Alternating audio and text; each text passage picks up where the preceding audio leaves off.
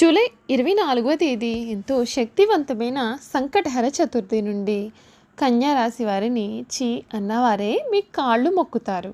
ఒక పెద్ద సమస్య నుండి మీరు బయటపడతారు. జూలై 24వ తేదీ ఎంతో శక్తివంతమైన సంకటహర చతుర్థి నుండి కూడా కన్యా రాశి వారి జీవితం ఏ విధంగా మారబోతోంది, వీరు ఎటువంటి సమస్య నుండి బయటపడబోతూ ఉన్నారు అనే విషయాల గురించి మనం ఇప్పుడు చూసుకున్నట్లయితే కనుక కన్యా రాశి వారికి ఈ సమయంలో వీరు కోరుకున్న జీవితం అయితే లభిస్తుందండి. మీరు ఈ వీడియోని చూసే ముందుగా మీలో ఎవరైనా సరే కొత్తగా కనుక మన ఛానల్ని చూస్తున్నట్లయితే తప్పకుండా వీడియోని లైక్ చేయండి. తప్పకుండా మన ఛానల్ని అయితే సబ్స్క్రైబ్ చేసుకోవడం మర్చిపోకండి.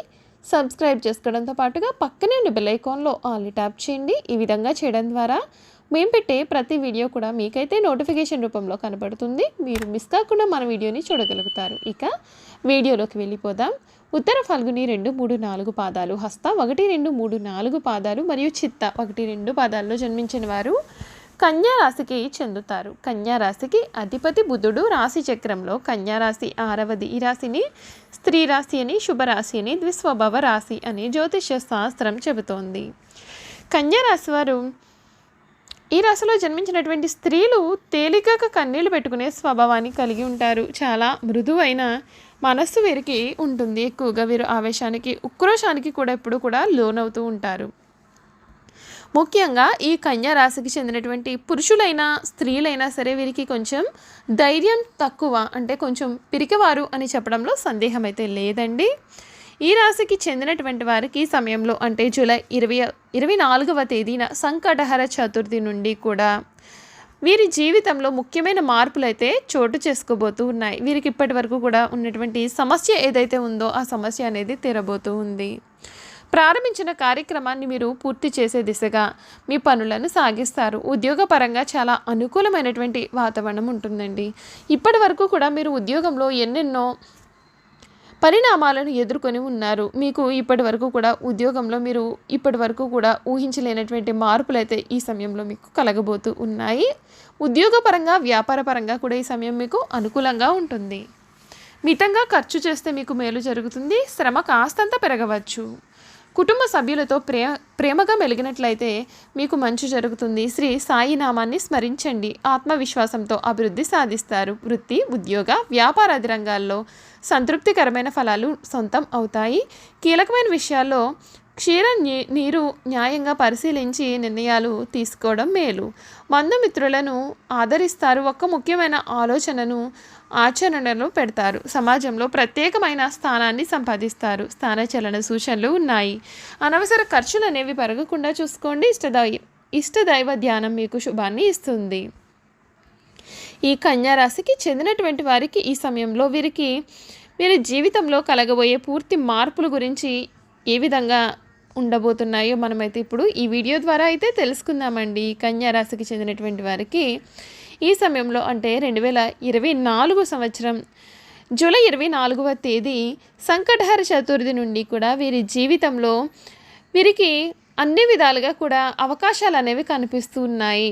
గురువు అనుగ్రహం వీరికి విపరీతంగా లాభిస్తుందనే చెప్పాలి. ఈ రాశిలో జన్మించినటువంటి వ్యాపారస్తులకు కూడా ఈ ఏడాది చాలా మంచి ఫలితాలనే ఇస్తుంది.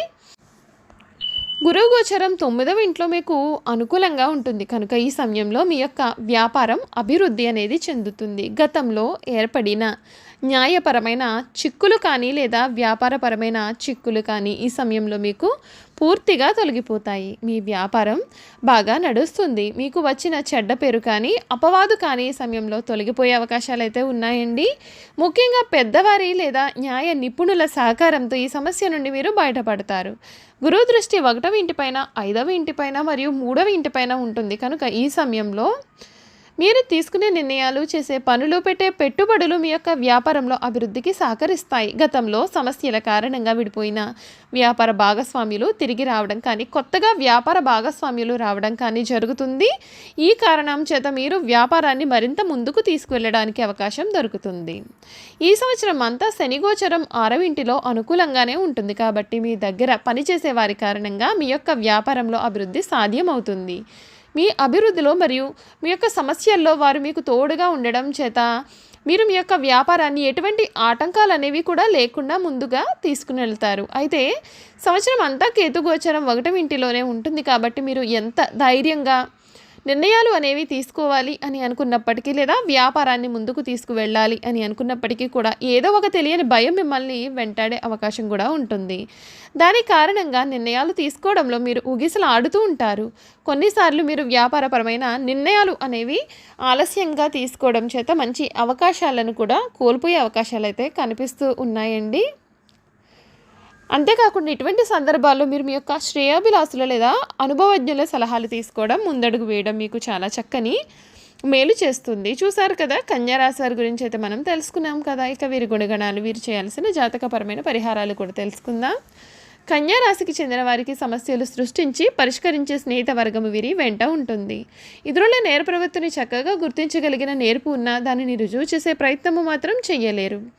రచయితగా, లేఖకునిగా రాణిస్తారు. పత్రికా రంగంలో రాణించగలుగుతారు. అకౌంటు, ఆర్థిక లెక్కలకు సంబంధించిన వృత్తి ఉద్యోగాలలో నైపుణ్యమును కూడా వీరు కలిగి ఉంటారు. ప్రభుత్వ, ప్రైవేట్ రంగానికి సంబంధించిన వీరు స్కీములను చక్కగా వినియోగించుకోగలిగిన నేర్పరులు. ప్రభుత్వ రంగంలో ఉన్న లోపాలు ఇబ్బందులు కలిగిస్తాయి. ఈ రాశి వారికి ఆర్థికపరమైన వ్యవహారాలలో చక్కని నేర్పు ఉంటుంది.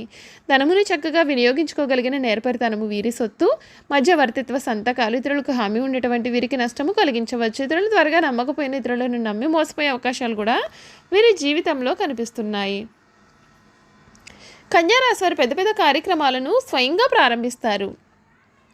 ఒకవేళ ఇతరులు ఆరంభిస్తే వారికి తగిన సలహాలు ఇచ్చి సన్మార్గంలో వెళ్ళడానికి తోడ్పడతారు. వీరి గొప్పతనం గుర్తించి వారు వీరికి తారసపడినప్పుడు వీరికి ధైర్యము, బలము కూడా వస్తాయి. అయితే కన్యా రాశికి చెందిన వారికి తగినంత తెలివితేటలు, ప్రజ్ఞ ఉన్నప్పటికీ తగినంత ఆత్మవిశ్వాసం అయితే ఉండదండి.